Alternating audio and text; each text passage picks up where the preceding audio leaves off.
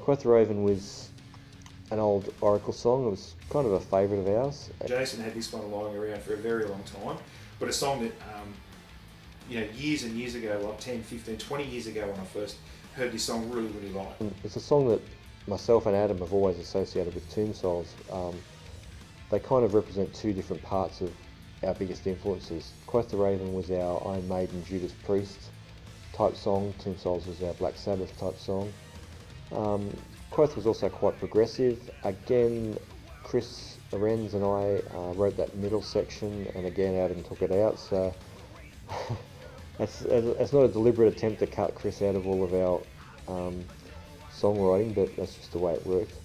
I remember this one being problematic when we tried it the first time, mostly because of the lyrics. Now the lyrics were great. They were really, really cool. They were very poetic, they were very verbose, but they were also quite a mouthful. I think from a prose point of view, they were really, really good.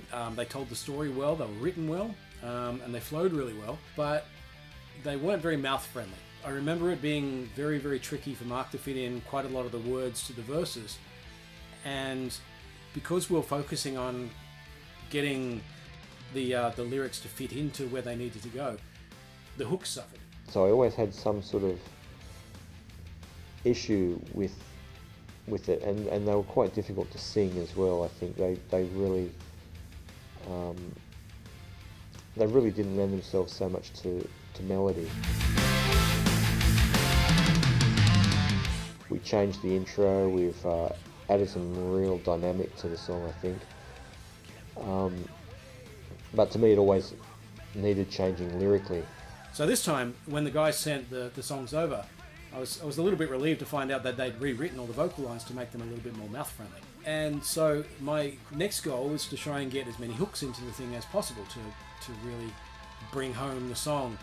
And I think what we ended up with was a really, really cool song. It was probably a little less complex than the original, but I definitely think it benefited from what we needed to do to the song to make the song better, rather than staying true to the original concept. That's the hardest thing as an artist, is to cut away something that you believe is good, and it was good, but for the betterment of the song overall, and I think they've done it.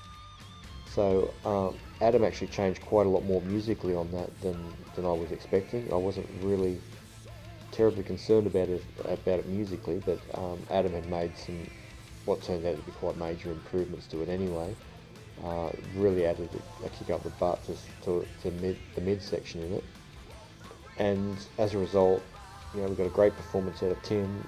We've ended up with a very different song. It's probably changed more than any of the songs that we've re-recorded for this album, and I'm really happy with the transformation. It's one of my favourites now.